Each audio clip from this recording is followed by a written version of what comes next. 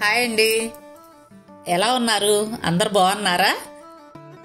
మీ అందరికీ మహాశివరాత్రి శుభాకాంక్షలు అండి. మన ఛానల్ పెట్టిన దగ్గర నుంచి అందరూ అడుగుతున్నారండి, మీ డైలీ రొటీన్ చూపించండి, మీరు ఎలా ప్లాన్ చేసుకుంటారో చూపిస్తే మేము కూడా ప్లాన్ చేసుకుంటాం ఆంటీ అని. నా డైలీ రొటీన్ చూపించాలంటే కొంచెం కష్టమేనండి. ఈ పచ్చళ్ళ ఇది పెట్టిన తర్వాత ఇంకా బిజీ అయిపోయామండి. అయినా సరదాగా ఉంటుందిలే, ఒకసారి ట్రై చేద్దామని చెప్పి ఈ వ్లాగ్ చేశాను. సహజంగా పండగలు అప్పుడు బాగా బిజీగా ఉంటాం కదా, నేను కొంచెం ముందే ప్లాన్ చేసుకుంటాను. ఇప్పుడు పూలు తెచ్చుకోవటం అంటే అటువంటివన్నీ ముందే తెచ్చి పెట్టుకుంటానండి, ముందు రోజే. ఎందుకంటే మనం మధ్యతరగతి వాళ్ళం కదా, ఆ రోజు పండగ రోజు తెచ్చుకోవాలంటే చాలా రేటు ఉంటాయి. ముందు రోజే తెచ్చుకొని మాల గుచ్చుకొని ఆ మాలన్నీ ఒక కవర్లో పెట్టి ఫ్రిడ్జ్లో పెట్టేసుకుంటాను, పాడవకుండా ఉంటాయి తెల్లారికి. ముందు రోజే తెచ్చుకోవటం వల్ల మనకు మనీ సేవ్ అవుద్ది, పని కూడా సులభంగా పూర్తి చేసుకోవచ్చు. శివరాత్రి ముందు రోజే నేను నైటు ముగ్గు పెట్టుకున్నానండి. ఇది ప్రబల ముగ్గు. మా ఏజ్ వాళ్ళకైతే బాగా అర్థం అవుతుంది, ఇట్లాగే వేసుకుంటాము. ఇప్పుడు వాళ్ళు శివలింగాకారాలని అలాంటి ముగ్గులు, దేవుడి ముగ్గులు వేస్తున్నారండి. నాకైతే మనసు ఒప్పదు. అందరూ తొక్కుతూ తిరుగుతారు కదా, అట్లా వేయటం కరెక్ట్ కాదని నా అభిప్రాయం. ఈ ప్రబల ముగ్గు అయితే వెనకటి నుంచి వేసుకునేవాళ్ళం. మా చిన్నప్పుడు అయితే అమ్మ వాళ్ళది బాగా పెద్ద బజారండి. ఓ పెద్దోళ్ళు చిన్నపిల్లలు అందరం కలిసి వేసేవాళ్ళం. ఆ బజారు ఒక్కో ఇంటి నుంచి అందరం కలుపుకుంటూ రోడ్డు చివరి వరకు వేసేవాళ్ళం. రథాలు కానీ ప్రబల ముగ్గు కానీ. ఆ మధ్యలో డిజైన్లు వేయటం అన్నా మా పిల్లల డ్యూటీ, ఆ గీతలు అవన్నీ అన్నా పెద్దోళ్ళ డ్యూటీ అనమాట. అట్లా చాలా సరదాగా ఉండేది. ఇప్పుడు ఏంటంటే ఎవరింటి ముందు వాళ్ళు వేసుకోవటమే. మాది ఇండివిజువల్ హౌస్ అండి. బయట చిమ్మి ముగ్గేయటానికి పని అమ్మాయి ఉంది. అయినా కానీ ఈ పండగలప్పుడు అట్లా నేనే వేస్తాను. ఆ ముగ్గులు వేసుకోవటం నాకు ఇష్టము. మనం వేసుకుంటే ఆ తృప్తి వేరు కదా. ముగ్గుల్లో నేను పసుపు కుంకుమ చల్లనండి, కలర్స్ వేస్తాను.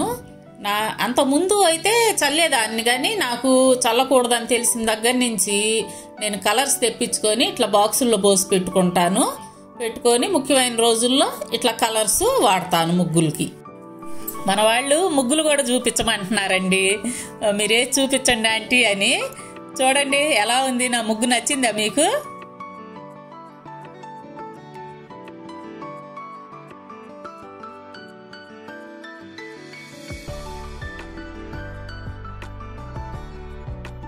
ఇక ఉదయాన్నే నేను పాసికసు చిమ్ముకుంటానండి.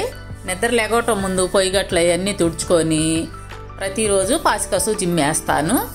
నాకేంటంటే ఒక నమ్మకం అండి, అంటే అమ్మ చెప్పిన మాటేలేండి ఇది.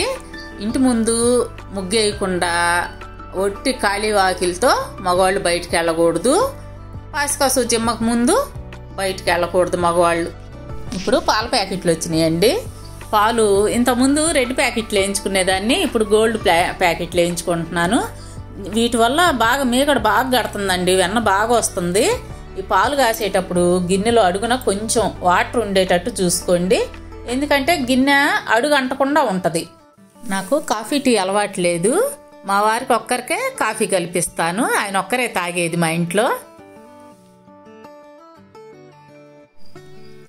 పూజకి రెడీ అవుదామని చెప్పి ఇల్లంతా క్లీన్ చేసుకుంటున్నాను. మా బుజ్జోడు చూడండి ఎట్లా ఆడుకుంటున్నాడో, రెడీ అయిపోయి ఉన్నాడు. 3వ నెల వచ్చిందండి మా మనవడికి. ఇప్పుడు ఇక స్నానం చేసి వచ్చి పూజ చేసుకుందాం కదా, ముందు భగవంతుడికి నైవేద్యం రెడీ చేసుకోవాలి కదా, అందుకని పొంగలి చేసుకుంటున్నాను. పొంగలి నేను పాలు ఎక్కువ పోసి పెట్టుకుంటానండి, చాలా బాగుంటుంది టేస్ట్. అయితే ఆ భగవంతుడికి పెట్టడం వల్ల కూడా రుచి ఎక్కువ అయిద్దేమో మరి, చాలా టేస్టీగా ఉంటుంది. నేను బియ్యం ఏం చేస్తానంటే ముందే నానబెట్టి ఉంచుకుంటాను.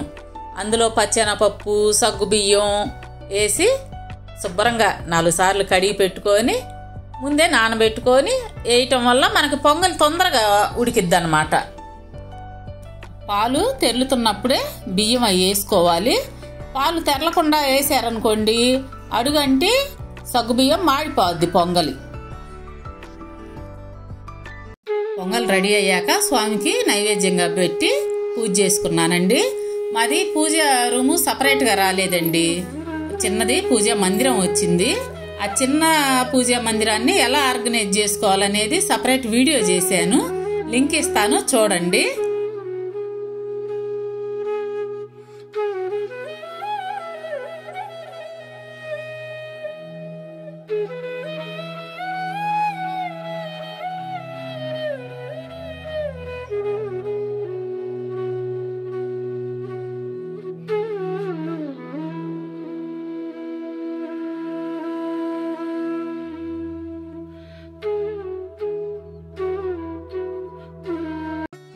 పూజ పూర్తయిన తర్వాత వంట దగ్గరకు వచ్చానండి. మనం పొంగట్లోకి పప్పు వండుకుంటాం కదా, ఆ పప్పు మధ్యాహ్నం లంచ్లోకి కూడా వంకాయ, మీకు తెలుసు కదా నా ఫేవరెట్ వంకాయని, పండగల రోజు ప్రత్యేకంగా చేస్తాను. వంకాయ వేపుడు చేశాను, వంకాయ వేపుడు, పొంగలి. ఆ పప్పులోకి తినటానికి మనం పట్టిన పచ్చళ్ళు ఉన్నాయి కదా, పండుమిరపకాయ పచ్చడి తీసుకున్నాను.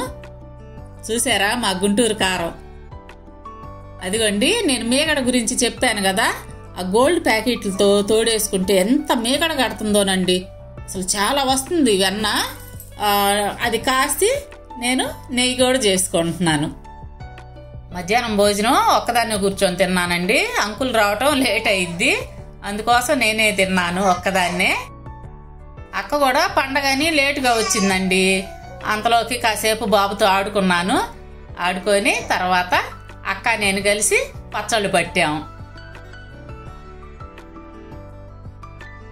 నిమ్మకాయ పచ్చడి అండి, చూడండి మా గుంటూరు కారంతో పట్టిన పచ్చడి ఎంత కలర్ఫుల్గా ఉందో. నిమ్మకాయ పచ్చడి, కొత్తిమీర పచ్చడికి ఆర్డర్లు ఉన్నాయండి, మనమేమో అప్పటికప్పుడు ఫ్రెష్గా చేసి పంపించడం కదా, అందుకని చెప్పి ఆ పచ్చళ్ళు రెడీ చేసాము. చూడండి ఎంత కలర్ఫుల్గా ఉందో. మేము నిమ్మకాయ పచ్చడిలో పచ్చిమిర్చి వేస్తామండి, చాలా బాగుంటుంది. పెరుగన్నంలో కానీ మజ్జిగ అన్నంలో నంచుకొని తింటుంటే చాలా టేస్టీగా ఉంటుంది. అదిగోండి కొత్తిమీర పచ్చడి, ఫ్రెష్గా తాలింపు వేసి కొత్తిమీర పచ్చడి కలిపాను. తాలింపు వరకే ఈ గిన్నె వాడతామండి, కొంచెం చల్లారగానే వేరే కంటైనర్లోకి మార్చేస్తాము. అయినా మన దగ్గర ఎక్కువ రోజులు ఉండదులేదండి, వెంటనే వెళ్ళిపోతున్నాయి. ఆర్డర్స్ అందించలేకపోతున్నాం కూడా, అసలు ఎన్ని ఆర్డర్స్ వస్తున్నాయో. ఫ్రెష్గా అప్పుడప్పుడు చేసి ఇవ్వటం కదండి, అందువల్ల బాగా నచ్చుతున్నాయి అందరికి కూడా. మంచి ఫీడ్బ్యాక్ ఇస్తున్నారండి. ఒకసారి ఆర్డర్ పెట్టిన వాళ్ళు మళ్ళీ మళ్ళీ పెట్టి తెప్పించుకుంటున్నారు.